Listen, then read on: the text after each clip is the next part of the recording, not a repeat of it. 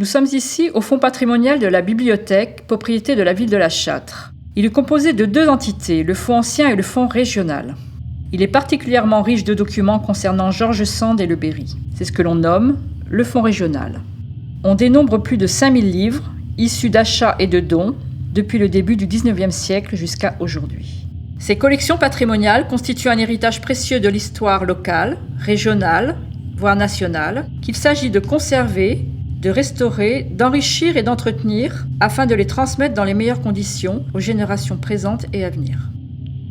Aux fonds patrimoniaux, nous veillons à ce que les normes de conservation soient respectées. Température, humidité, environnement stérile, conditionnement des documents. Notre public est diversifié, chercheurs, universitaires, professionnels, non universitaires, tels que les écrivains, les éditeurs, les associations locales, les généalogistes et les scolaires. La consultation des documents se fait dans une salle réservée à cet effet. Parmi notre collection patrimoniale, nous disposons de manuscrits originaux, tels que par exemple Les Beaux Messieurs de Bois Doré, écrit en 1857, une partie du manuscrit Le Secrétaire intime de 1834 et de nombreuses œuvres épistolaires de George Sand. Nous disposons également de nombreuses éditions pré-originales de l'auteur et des éditions originales imprimées. Les notices bibliographiques de ces documents sont disponibles sur le site internet de la bibliothèque.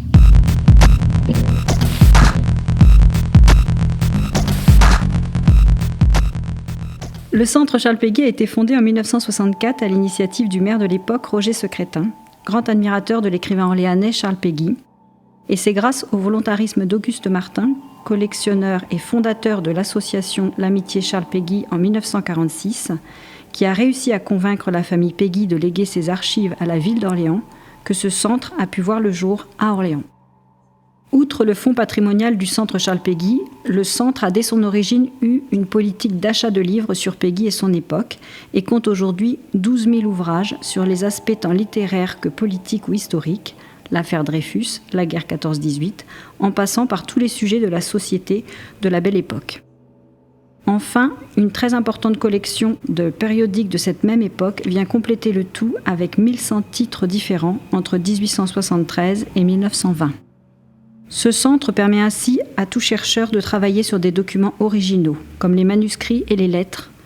En ce moment, une réédition de l'œuvre poétique est en cours chez Gallimard dans la collection La Pléiade, et ce sont des spécialistes de Péguy, des péguistes, adhérents de l'Amitié Charles Péguy, qui viennent travailler ici au quotidien. Viennent également des étudiants de lettres de l'Université d'Orléans, ainsi que leurs professeurs. D'autres étudiants français ou étrangers, littéraires ou historiens, peuvent venir travailler au centre de documentation sur différents sujets concernant la période.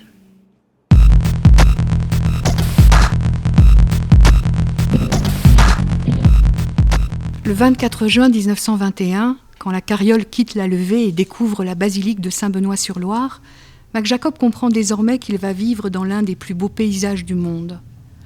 Mac Jacob est né à Quimper en 1876 au sein d'une famille d'origine juive non pratiquante. En se retirant à Saint-Benoît, l'écrivain célèbre, l'animateur des avant-gardes avec Apollinaire et Picasso, espère qu'une existence nouvelle refondera sa vie depuis sa conversion au catholicisme en 1915.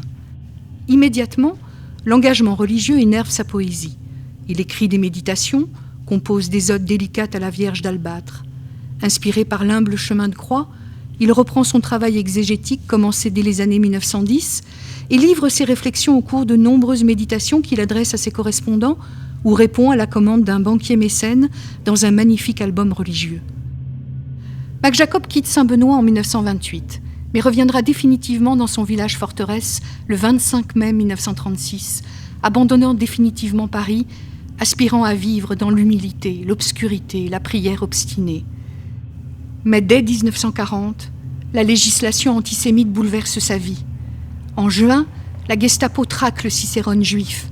En octobre, il est recensé. Interdit de publication, il sera spolié de ses droits. En 1942, il porte l'étoile jaune.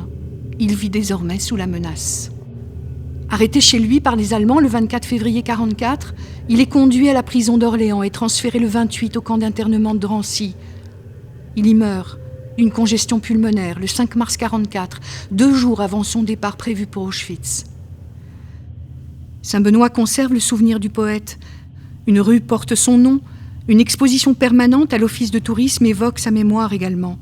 À la basilique, où il avançait, priant Dieu et croyant à la beauté des choses, une dalle gravée rappelle ses prières. D'abord enterré en fosse commune à Ivry, Mac Jacob repose depuis le 5 mars 1949 dans la paix du soir des plaines fertiles de l'Orléanais. L'association des Amis de Mac Jacob a été créée dans l'émotion du retour de sa dépouille. Elle commémore depuis sa mémoire et participe à la réception de son œuvre, appréciée aujourd'hui comme hier. Mac Jacob laisse à notre patrimoine une œuvre abondante, poèmes en prose et en vers, théâtre, romans, musique, dessins et gouaches, ainsi qu'une des plus importantes correspondances de son temps. Les fonds publics possèdent un riche patrimoine consacré au poète. Des fonds prestigieux se trouvent ainsi au Musée des Beaux-Arts d'Orléans ou de Quimper, ainsi qu'à la Médiathèque d'Orléans. Constamment nourris par des dons et des legs, ainsi que par des achats, la Médiathèque et le Musée d'Orléans conservent l'un des plus riches fonds consacrés à Mac Jacob, entretenu dans un constant dialogue avec les richesses patrimoniales, littéraires et graphiques de ces établissements, qui conservent vivante la mémoire de l'artiste.